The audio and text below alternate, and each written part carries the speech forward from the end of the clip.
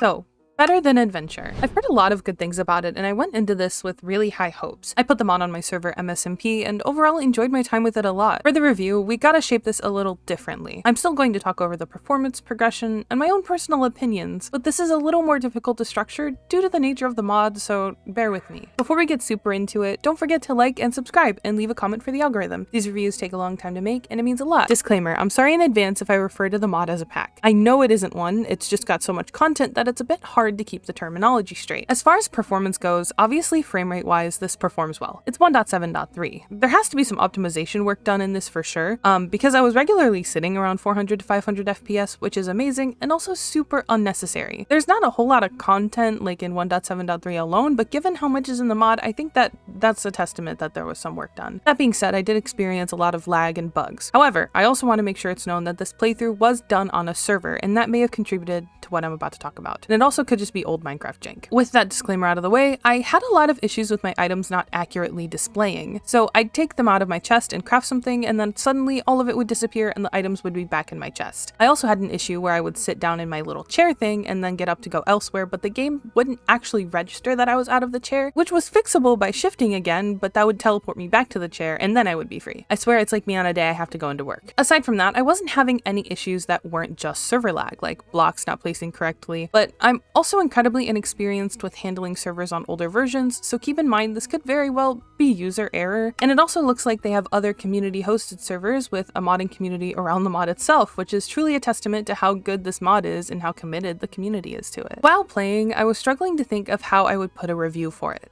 This mod has so much content, and it's definitely not the kind of thing you focus on progression and super hard. Minecraft nostalgia, it's not truly for me. I mean, I see its place and all. I did enjoy Reminiscence, but I have to admit I do like the newer versions. And this is coming from someone who started their journey on the Xbox 360 edition and got into the modding space later on 1.12.2, which you won't believe this, but RLCraft was actually my first mod pack. But as far as actual content and changes go, is Better Than Adventure actually better? Just kidding! Just kidding. They've explicitly stated their mission isn't to be better than Minecraft. We're gonna derail for a second to talk this over. I watched my friend Dweller's video on the mod 4 months ago. Banger video, by the way, you should check it out. One thing I love about Dweller is that despite being in the same niche, we have such wildly different opinions and we're such different players that he can play the same pack as me and have a completely different view on it. Anyway, when I looked back at it more recently to get a different opinion on the mod, I noticed a comment from one of the devs where they state, and to clarify, just in case, the goal of BTA isn't to directly compete with modern MC, but to be its different, fun continuation of beta Minecraft with its own ideas and mechanics. So let's keep that in mind as we continue. Despite the name being Better Than Adventure, I feel it's worth it to award them this. The bit of progression the player can go for comes in the form of armor and tool tiers, and different types having different properties and benefits. I know this is something I bring up a lot, but I'm genuinely a huge fan of the synth packs of this nature. One thing I actually really liked is how you can see the armor improves certain stats, and because of this, I was encouraged to actually make other sets, mixing and matching them. I found myself actually using different armor in different circumstances and matching it all up depending on what I plan to do. Then of course we still have the nether, which is a progression point I suppose. You need materials from the nether in order to construct and use certain tables, which I like a lot because it gives you more reason to go and maybe set up a stronghold for safer travels. Being unable to sprint makes gas feel a lot more deadly. I also couldn't hit the fireballs back in the ghast, but I think that might have just been a me problem unless that's something they reverted in the last 4 months since Dweller was able to do it. The last thing I want to talk about regarding progression is their take on a guide. I really hate having to go onto a project's wiki, so having an accessible in-game guide is really helpful when implemented correctly. I can't stress enough how annoying it is to spawn in with a hotbar full of books from different mods because the pack author didn't bother to unify anything. Anyway, back on topic. I was unsure about keeping recipes hidden at first, which is something that's on by default. I think it's not a bad idea, but it definitely isn't for me. Thankfully, it's actually a super easy setting to toggle it on and off, so bonus points for the devs there. Sometimes I love figuring things out as I go, but when it comes to recipes, I'm so used to playing with some form of JEI that the game can genuinely feel impossible without it. That's just down to personal preference and experience though. I mean, even when I was in call with friends and screen sharing, I had a friend say she really liked it, while at the time I was not really a fan. But progressing isn't really the goal here. Minecraft, at the end of the day, is a sandbox, and this was so much more evident back in these older versions. BTA builds on that, and in a lot of really interesting ways that have me genuinely impressed. The devs have implemented modern solutions, and they don't feel out of place, like how I can sort chests with a middle mouse click and drag fragcraft. One thing that really had me though is the fact that you can dye nether portals, which is cool in and of itself, but this can actually be used to prevent them from linking up with other portals nearby. It's a very Minecraft solution to an issue we usually have to do a lot of math for otherwise. I also want to point out that they do item filtration with these grates and how they double as a great decoration material too. Different grates have different properties, enabling you to get more creative with redstone in a mod that otherwise may feel a little limiting in that area. To be fair, it might not be limiting to somebody that does a lot of redstone, but all the redstone I really know about revolves around inventory management and villagers, so I'm also a big fan of the fact that almost everything has more than one use. Grates are great for filters in redstone, or for farms. They're great for building, and the iron one is used in a recipe. It gives you more reason to make and use them. As for the way they tackled health, they actually went in a bit of a different direction than I would have expected. I thought it would be the same old beta healing where you pop food and bam, you're good. But I actually really like that instead of that, you get regeneration.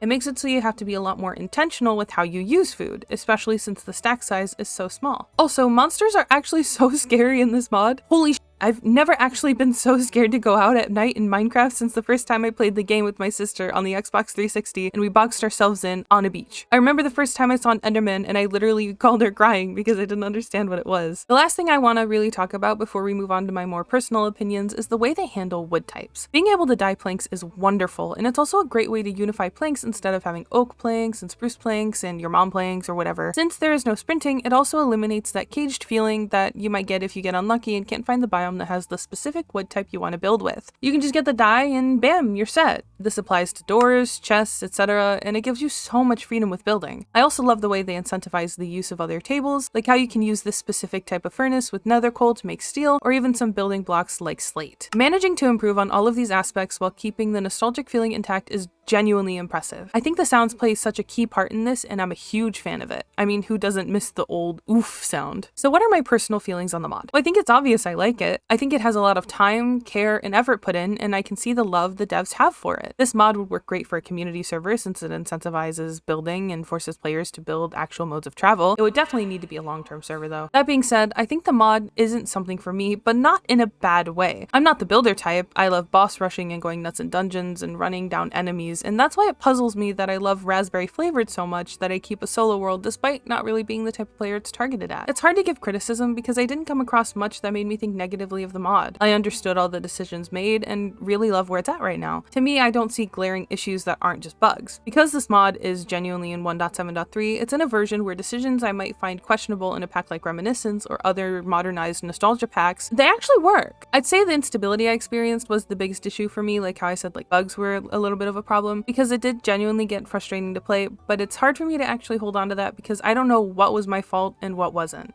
This boils down to the mod not really being for me. At least not solo and not short term. I see this being perfect for a small community server because of how incentivized building and sandbox stuff is overall. This mod makes for an amazing long-term world you can maintain with others or even just yourself if you're the builder kind of player. But like I said, I'm a roguelike player. I love adventuring and stuff like that. I just don't think this appeals to me much, unfortunately. But that doesn't stop me from understanding how much care was put into this mod, and it doesn't stop me from recommending it to you guys because of that, and because I know there are players out there that will love it. Thank you for watching. If you enjoyed the video, don't forget to like and subscribe, and maybe leave a comment for the algorithm's sake or for whatever mod or pack you want to see next. I have a Twitch, a Discord, and if you want to support me directly, I do have channel memberships that give you access to content early and exclusive channels in my Discord and your name on the end screen like these wonderful people. Alrighty, I'll see you guys next week. Bye bye!